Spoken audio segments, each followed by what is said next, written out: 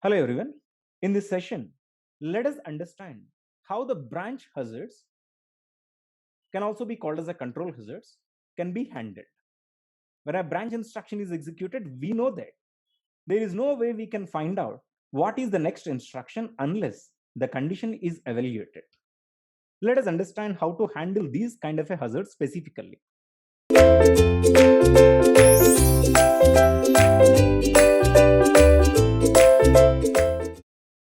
Now let us see and examine various techniques that are used to handle the control hazards. What is the control hazard?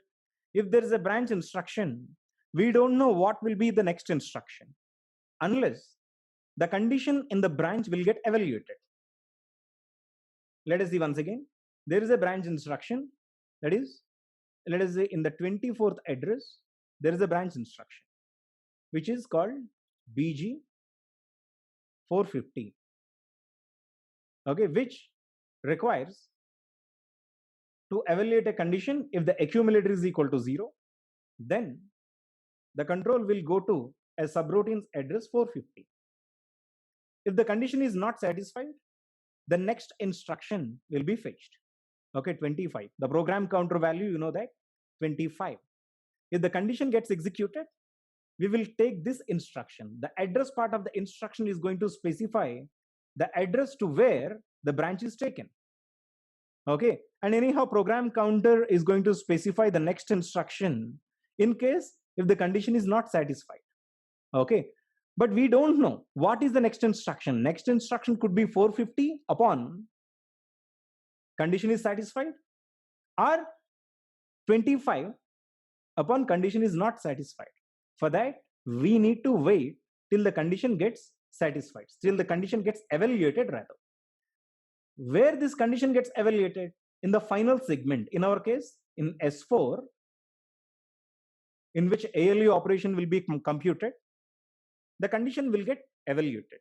So we need to wait till the current instruction, 24th instruction, crosses this S4 stage. Till then, there is no way I can enter this 25th instruction into the pipeline. Okay, so here also there will be a stall cycle which is equal to k minus 1. But fine, 1 k minus 1 is fine, but there will be several k minus 1s because every program has several branches. Every branch, during every branch, there will be a k minus 1 stall cycles. There are 1,000 programs that are needed to be executed. Every program has thousands of the branches, right? In which case, each and every branch, if it is going to incur k minus 1 stall cycles, computer speedup will get drastically reduced, rapidly will decline. Again, we need to avoid this. So we are going to use various techniques to handle control hazards. The first technique to handle the control hazard is prefetching the target instruction. What is prefetching the target instruction? The moment the branch instruction is fetched, we don't know what is the next instruction. Next instruction could be either 450th instruction or 25th instruction, right? So what we do is simple, get both instructions, 25th instruction as well as 450th instruction. Okay, meanwhile, as the condition is being examined, what you do is you just fetch both instruction. That is, if the branch is not satisfied, if the condition is not satisfied, what is the instruction? If the condition gets satisfied, what is the instruction? Get both instruction. Okay, definitely once after the condition gets evaluated, you will be able to know which instruction to hold, which instruction to leave.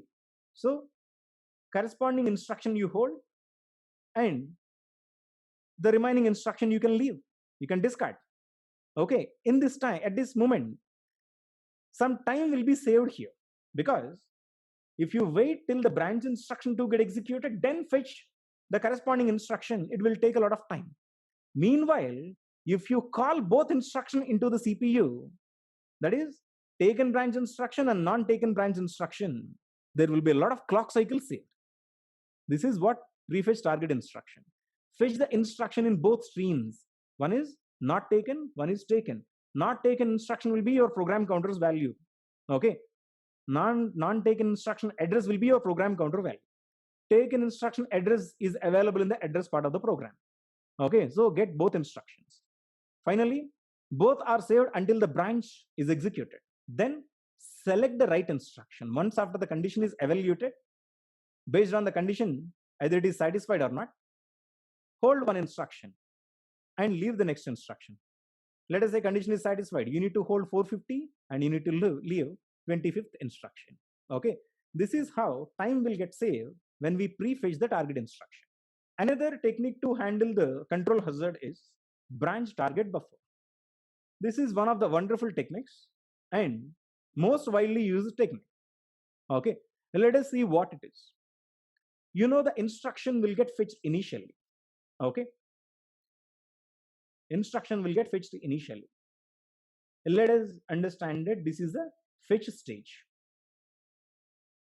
Okay, fetch stage.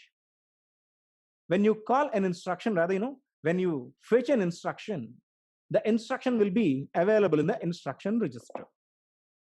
There are two chances. The fetched instruction could be either a branch instruction or a non-branch instruction. Every other instruction is called a non-branch instruction apart from a branch instruction. Okay. Now, to the fetch stage, what I'll do is I will attach one buffer. To the fetch stage, I will attach one buffer. This buffer has the entries of the previously executed branch instruction and their target addresses. For an example, there is 45th instruction. This 45th instruction is a taken branch which is branching to 250. Okay, there will be 86th instruction which is also a branch instruction in the current program, which is a non-taken branch for which the target address will be 87 itself. If the branch is not taken, definitely the program counter value will give you the next instruction's address. Then followed by 120. Again, this 120th instruction is a branch instruction within the program and it's a taken branch which is going to 85. Rather, 185. And 140 is a branch instruction which is not a taken branch. So the target address is 141. Followed by 280, which is a taken branch. For this branch target address will be equal to 50. Okay. Now, there is a BTB associated for fetch stage of the pipeline.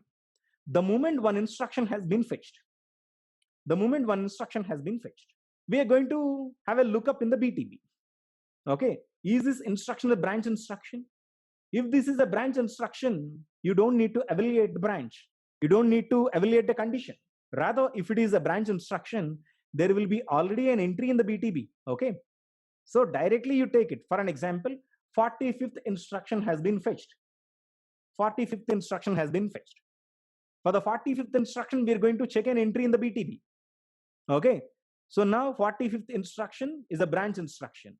The BTB is going to handle, the BTB is going to have all the branch instructions and their target addresses. So here 45th instruction has been fetched and there is a corresponding entry in the BTB. That means that the 45th instruction is a branch instruction. Then what is the target for 45th? 250 is the branch target address. So without evaluating the condition itself, we can directly fetch the next instruction 250. Okay, if you don't use a BTB, what we need to do? First of all, 45th instruction needed to be fetched, decoded, and finally the condition is needed to be evaluated. Finally, then only we'll be able to know whether the 45th instruction has a taken branch or a non-taken branch. But what we do is, every time when a branch instruction is executed, we are going to fill this BTB. Okay, definitely you can understand for the first time there won't be any entry in the BTB. For an example, the program is being executed for the first time. This BTB is empty. Okay, and 45th instruction is a decoded branch instruction. Then 45 will be entered in BTB. Once after the 45th instruction completely gets executed, then we also know what is the branch target address for 45. So the target address will be present here. Once after the program has been executed at least for once, For this program, there will be BTB entries. Again, from the next time onwards, when this program is executed again, there is no point in executing branch instruction. Okay, before evaluating the condition itself, if you can have a look at the BTB, it is going to give you the branch target address directly without evaluating the condition. So this is one of the beautiful technique in which way, in such a way that number of stall cycles will be drastically reduced. Okay, so when fetching an instruction, search a BTB. If found, fetch the instruction stream in the BTB itself. You don't need to evaluate a condition. If not, new stream is fetched and update BTB. That's it. This is what and how the BTB is going to get updated when a branch instruction is present. Every time when a branch instruction is fetched, immediately we're going to search within the BTB. And the BTB, if it has a corresponding entry, then that means that this is a branch instruction. Otherwise, it is not. If it is a branch instruction, it also shows you what is the target address. So directly go to the address and collect the instruction. Simple. This is what the BTB is all about. Okay. And then there comes a loop buffer. Okay. What is the loop buffer? If we can actually stay focused, I will explain. 24, 25, 26. 26 instructions are inside a loop. Okay. Loop is going to get repeated for 100 times, let us say. Okay. Now here in the loop also we do have a branch. After 26 instruction, we must branch to 24, right? For how many times? For 100 times, as long as the loop gets repeated. 26 instruction will branch to 24 because this is necessary. Every time when loop gets executed, the final instruction of the loop will get branched to the first instruction of the loop. So here we are going to use a loop buffer, which is just a small variation of a BTB, in which what we do is we use a register file by the instruction fetch segment. Again, this loop buffer is also associated to the instruction fetch segment. This register file stores the entire loop, which allows to execute a loop without accessing memory. So here in the loop buffer, what we'll store is all the values that are required for this loop. Okay, so that is, here we know that 26, 24, meaning 26 is the branch instruction and 24 is the target instruction. Okay, in which again I'm going to maintain a register file R1, R2, R3, R4, in which the values which are required to execute this loop will be present. But actually the values are available in main memory, right? So when you use a loop buffer, what we'll do is initially the first entry of the loop buffer will point the final address to the first address of the loop, because 26 will have to branch to 24, after which it will be followed by a register file. This register file is going to access all the values which are required to execute the loop from the memory. So you can clearly understand, as long as the loop gets repeated, we don't need to access memory.